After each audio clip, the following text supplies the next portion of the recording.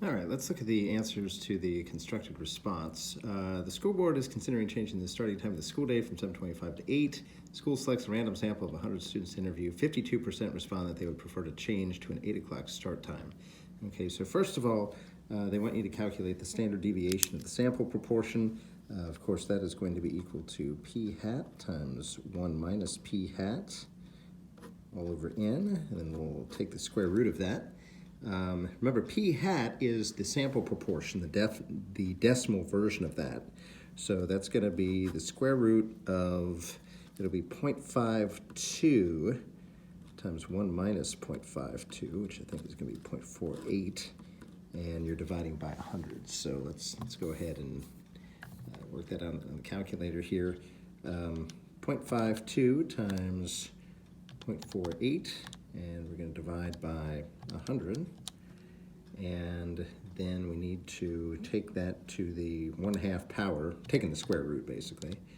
And anyway, we're going to get about 0.04995.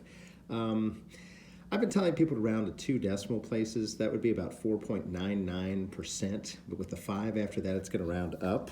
So it'll actually round up to 5.00 would be the standard deviation as our final answer there, coming from 0.0049, that value on the calculator there. So anyway, that's our standard deviation there. That's our percent. I want to note that it's a percent. Part 2, what's the margin of error for a 95% confidence interval? What is that interval? So I'm allowing the class to use the rule of thumb that 1 standard deviation is 68% confidence, 2 standard deviations for 95% confidence, and 3 standard deviations for 99% confidence. So you're going to take your percentage, and it's going to be 2 standard deviations in this particular case. So we're going to take 2 times that standard deviation of 5%, and that's a 10% margin of error, okay? So the interval is going to be that 52% plus or minus that 10%. So 52 plus or minus 10, but I do ask you for the actual interval itself. So let's add and subtract 10. That would give us an interval between, if we subtract 10 from 52, 42% to, if we add 10, 62%, which by the way is a pretty big range. Because that would include people opposing the plan and supporting the plan, which doesn't really tell us much about what people think. Okay, so for part C, what can you conclude about the preference of students based on your confidence interval? Not a whole lot. We can't really tell if they support it or not because that range is so big. Okay, so then the school decides to create a 90% confidence interval for the data. If they create a slightly lower confidence, they can get a little tighter interval, and maybe things will work better. So 90% is not part of the 68, 95, 99 rule. So for a 90% confidence interval, remember that those confidence intervals are measured from the center. So we're saying our curve, we're going to have 90% in the center.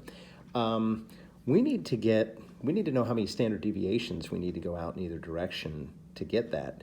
Remember that the z-score is the number of standard deviations that you're going out above or below the mean. So we're actually looking for that z value right there, which they actually call z star. It's the z value that's used for your particular confidence interval. And we have to be careful because on the chart that we have, it measures everything to the left all the way back. So I want 90% in the center, but I really need to know how much total area is under that curve starting at z, going all the way back, all the way to the left. So if I have 90% in the middle, that leaves 10% to fill in these outer parts, which would be a 5 there and a 5 there. And so as a result, we actually need to look up a 95% value on our table. Okay, you're not going to find exactly 95%. But if you look at the table here, you can get close to 95%.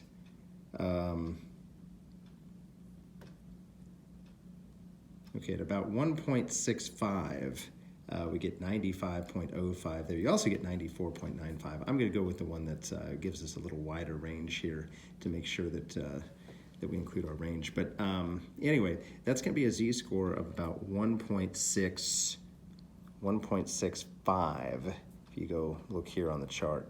And it's going to give us about 95.05%.